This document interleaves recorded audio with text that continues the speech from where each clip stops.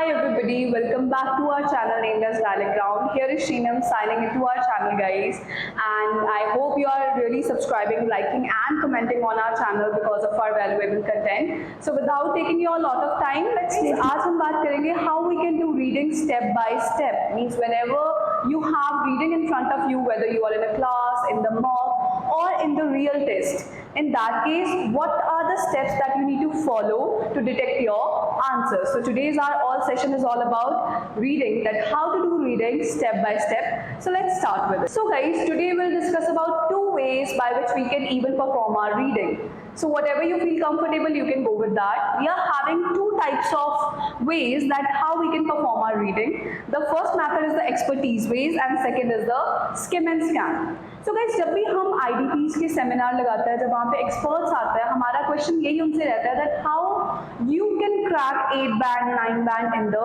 IELTS reading. So they give us a little answer, but it is very effective one. कि वो हमेशा यही कहते हैं कि हमें भी प्रैक्टिस ही चीज़ों पे लेके जाती है, हमारा रिजल्ट भी प्रैक्टिस से ही आता है. तो कोई भी चीज़ आपको जब भी आप रीडिंग को कर रहे हो, अगर आपके सामने शीट है, आपको कुछ भी छोड़ के नहीं चलना. Each and every word you have to consider through your eyes and you need to understand word.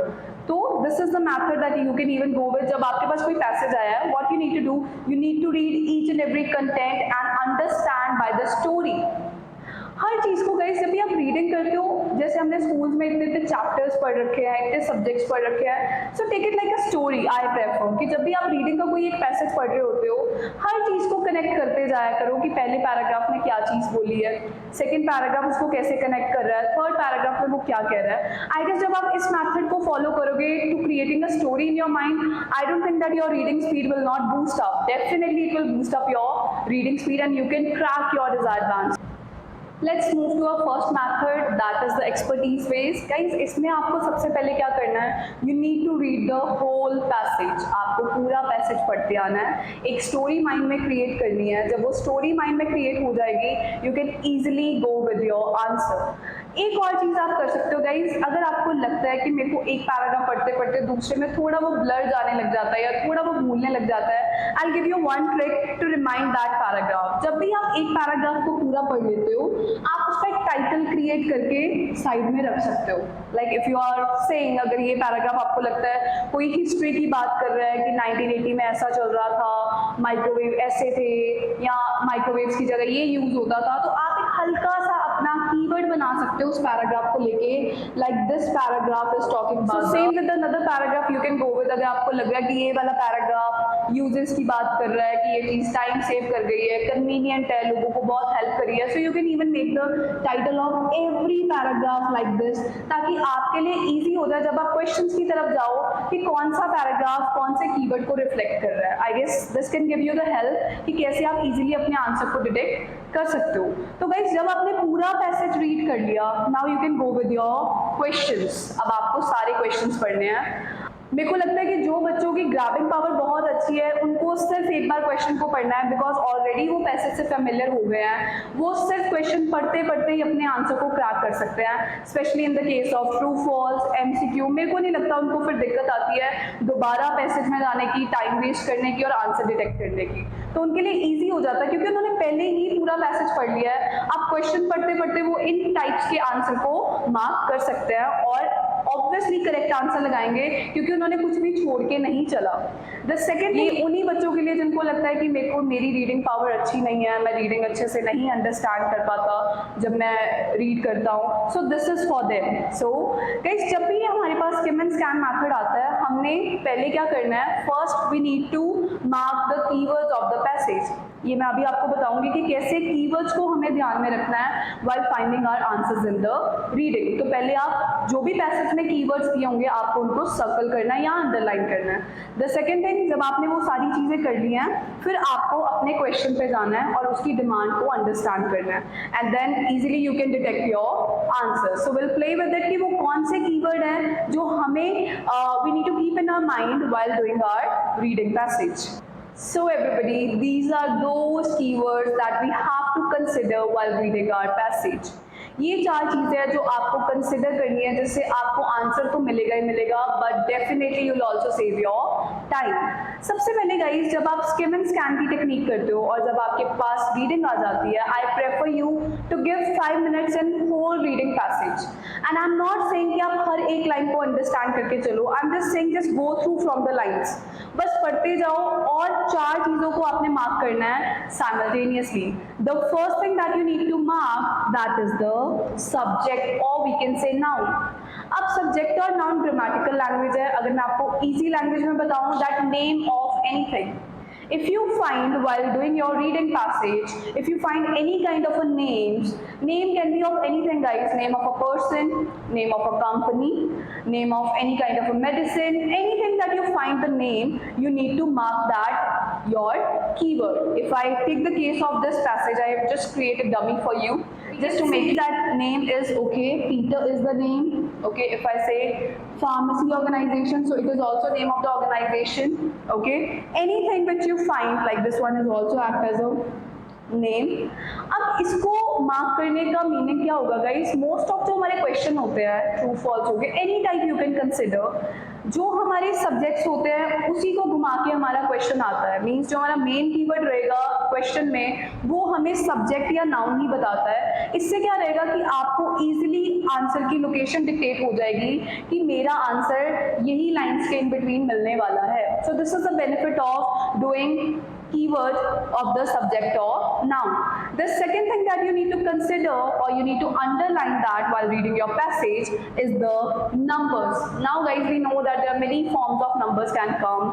It can come in the form of dates, centuries, any kind of a time. It can be right in the expanded form like in the past, in the present, or they can even consider like a dollars, money, milliliters, liters. So any kind of a number, if you see while reading your passage, you need to mark that. Again, we can go with the passage. You can see number over here, like dollars are also considered the number, year is also considered as a number, and the measurements are also considered the number.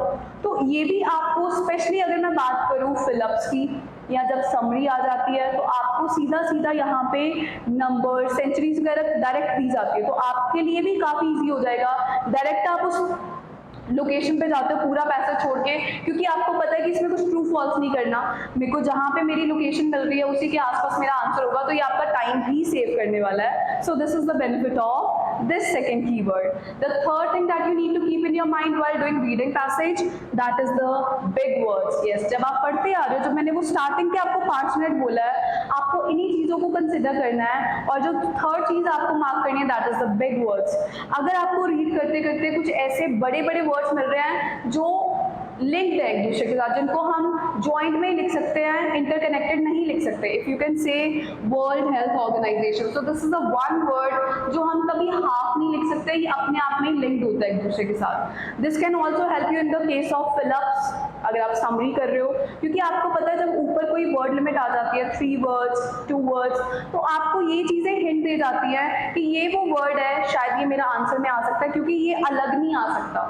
और may be examiner ने मेरे को वो 3 words वाली limit इसी के लिए दी हो, तो ये भी आपको ईजिली आंसर दे देता है, बिकॉज ऐसी चीज़ें गाइज अपने अंदर आंसर हिडन करके रखती है, तो आपके लिए ईजी हो जाएगा कि कैसे आप आंसर्स को फाइंड आउट कर सकते हो। Last but not the least, what you need to consider is of the difficult words, जिसमें ज़्यादातर बच्चों को प्रॉब्लम आती है, क्योंकि जब वो रीड कर रहे होते हैं उनको बहुत सारे ऐसे रीडिंग में वर्ड होते हैं। Do you know that reading कुछ 2000 न्यू वर्ड्स से कंसिडर होती है, और वो 2000 वर्ड्स ही आपको अपने लैंग्वेज या अपनी नॉलेज से फेमिलियर करने पड़ते हैं, क्योंकि ये मैंने कई बार सुना है कि मैम हमें लोकेशन मिल जाती है, बट आंसर कौन सा है ये नहीं पता चल पाता, because they are having problem with this clause, that is the difficult word, क्योंकि वो अपनी वोकैबुलरी पे प्ले नहीं करते guys. For this you need to come out of your comfort zone. अगर आपको जो वर्ड्स आते हैं, जरूरी नहीं है एग्जामिनर भी आपको रीडिंग में वही प्ले करवाए, तो आपको थोड़ा अपने कंफर्ट लेवल से बाहर आके रोज की प्रैक्टिस करनी पड़ेगी वोकैबुलरी में। See guys, one more thing I really want to share with you right now, that vocabulary is the one keyword और जो वन कंस्ट्रेंट है जो चारों मॉड्यूल्स में होता है प्ले इनडायरेक्टली।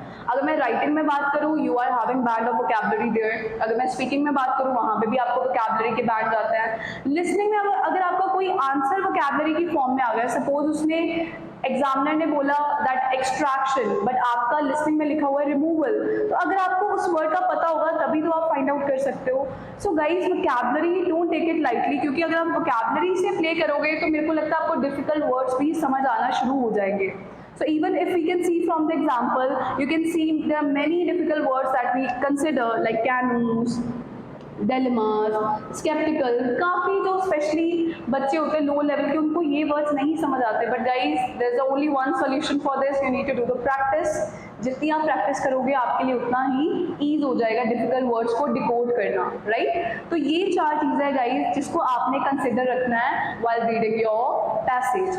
उसके बाद आपको जाना है क्वेश्चन पे, क्योंकि जब आप क्वेश्चन को अंडरस्टैंड कर लोगे आपको बड़े आराम से मिल जाएगा। ओके, अगर 1989 आया हुआ है क्वेश्चन में या उन्होंने बोला हुआ है बिफोर द 20th सेंचुरी, तो आपको बड़ा क्लियर हिंट मिलने वाला that my answer is going to play over here in this paragraph. तो मेरे को लगता है एक तो आपका टाइम सेव होगा और आप easily by read through the lines करके आप अपने आंसर को फाइंड आउट कर सकते हो। So with these help, with the scheme and scan, you can easily boost up your score in the reading, and you can even make a perfection in your reading passage. So guys, this is all about our today's lecture. I hope you are going to implement these sessions in your reading module and